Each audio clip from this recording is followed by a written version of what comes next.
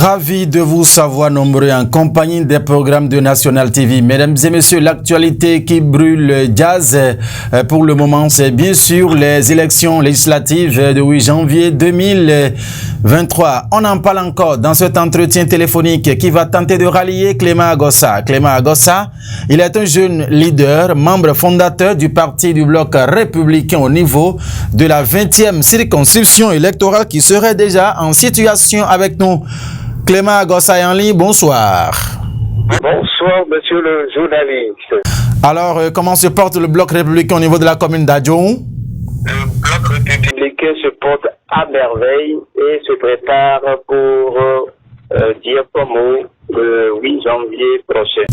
Merci à vous. Alors, nous avons eu vent de cette rencontre que vous avez tenue week-end écoulé avec une frange, voilà, de la jeunesse de votre territoire de compétence. De quoi était-il question, Clément Agossa? Il s'agit bien évidemment d'un atelier de réflexion initié par la coordination communale des jeunes militants et militantes des partis politiques de la mouvance présidentielle, à savoir l'UP, le Renouveau, le Républicain, Moins Bénin et UDPN. C'était une occasion pour les jeunes de s'informer et d'analyser les chances que chaque liste porte pour la commune d'Adjoum d'obtenir son député au soir du 8 janvier prochain. Clément Agossa. Oui. Les écrits qui ont circulé après cette séance, on a tenté de comprendre à travers ces écrits que c'est une mobilisation que vous souhaitez en faveur du parti Union Progressiste Le Renouveau.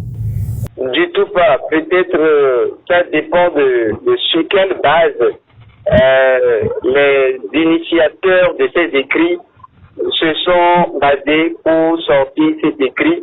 Sinon, l'objectif d'un tel atelier, c'était d'inviter chaque parti à présenter les candidats de sa formation politique dans la 20e circonscription et à analyser les forces et faiblesses de chaque candidat, de pouvoir donner l'information aux participants, de faire une idée de quelle liste qui porte la chance pour la commune d'Adjoum. C'est-à-dire quoi? C'est que quand on prend la 20e circonscription électorale, nous avons 5 communes. Bien sûr. Donc il ne suffit pas d'analyser juste, ne serait-ce que le positionnement du candidat d'Adjoum sur la liste, mais plutôt d'analyser avec les autres candidats des autres communes sœurs qui composent la 20e circonscription électorale. C'est-à-dire le candidat qui est positionné à Brancourt.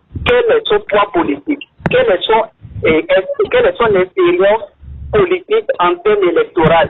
Quels sont déjà les rendez-vous électoraux auxquels il a déjà participé et qu'il a gagné?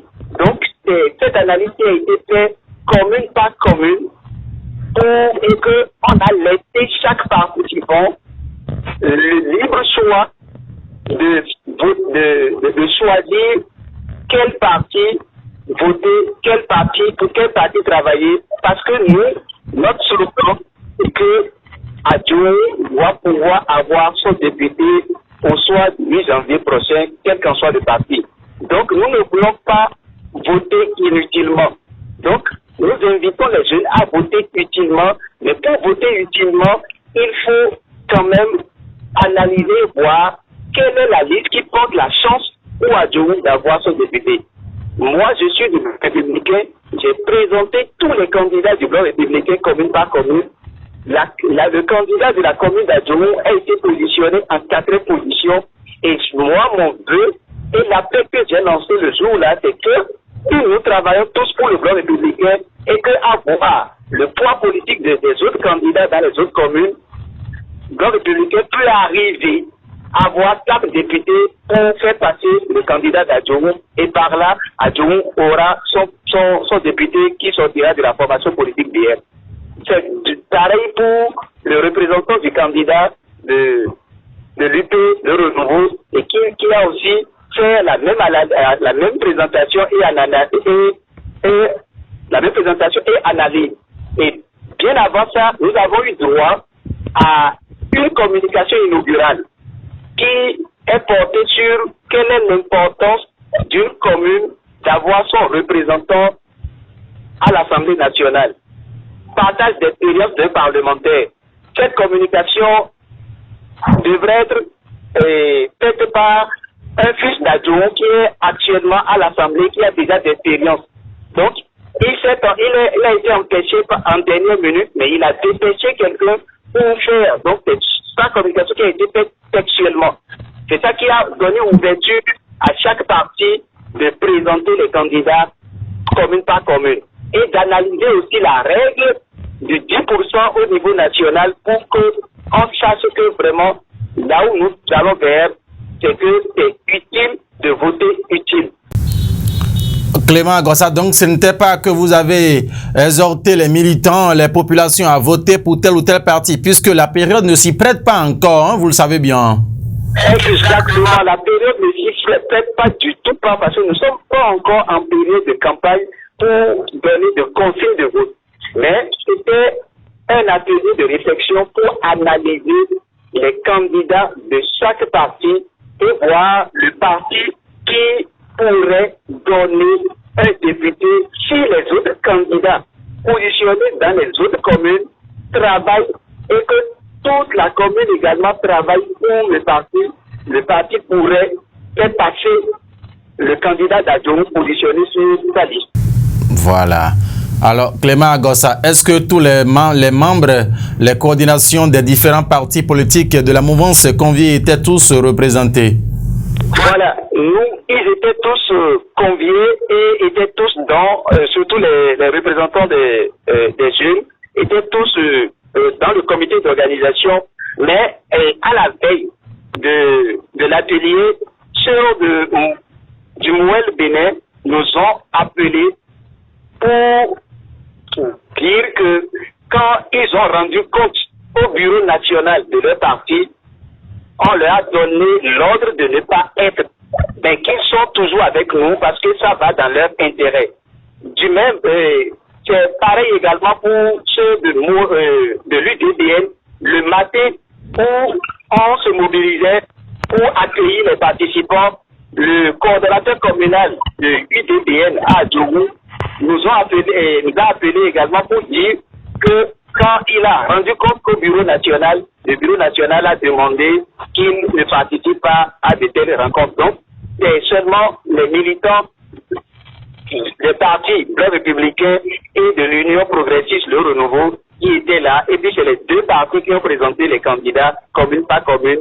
Et l'analyse a été faite et chaque participant est reparti chez lui avec des informations et continue de faire la réflexion pour pouvoir orienter ses actions vers un parti qui a la chance de donner le député à Adjo.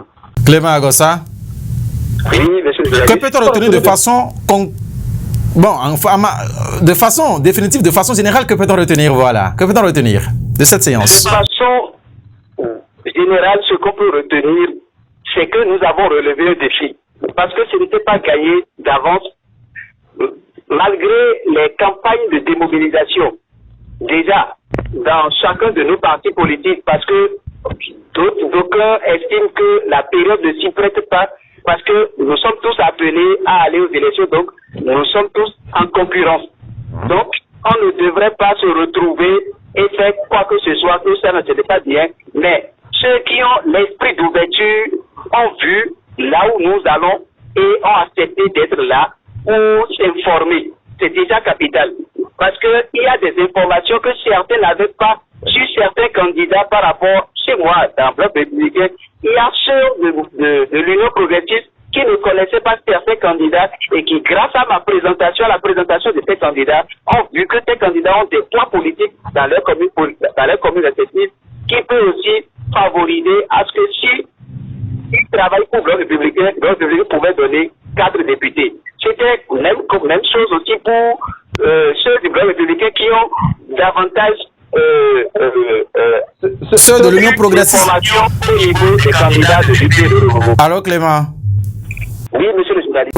Vous avez dit que c'était également Bloc républicain ou bien c'était également la même chose au niveau des candidats de l'Union progressiste, vous voulez dire? C'était la même chose au niveau des candidats de l'Union progressiste, c'est-à-dire des participants venant de l'Union progressiste. D'accord, d'accord, merci. Merci à vous. Alors, pour conclure cet appel téléphonique, quel message avez-vous à l'endroit de toute la jeunesse de la 20e du Bénin en général, Clément Agossa?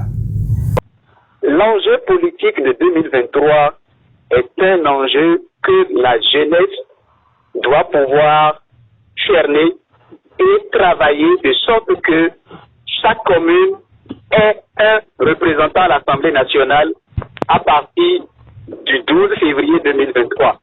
Parce que c'est une Assemblée nationale de transition qui s'ouvre sur 2026 avec les élections générales. Donc c'est une nouvelle ère qui va s'ouvrir à partir du 12 février 2023. Donc il est important pour chaque jeune de travailler pour que parmi les 109 représentants à l'Assemblée prochaine, que chaque commune y figure. C'est notre lutte et ça doit être la lutte de tous les jeunes. Parce que l'après 2023 et 2026 et 2026, la jeunesse doit avoir son mot à dire. Et c'est très important. Parce que quand on parle d'élection, quand on parle d'animation de la vie politique, oui, ça se repose essentiellement sur les jeunes. Donc nous devons travailler pour que notre travail ait un fruit. Et le fruit, c'est au profit de notre commune. Clément Agossa, merci à vous. Merci à vous, monsieur le journaliste.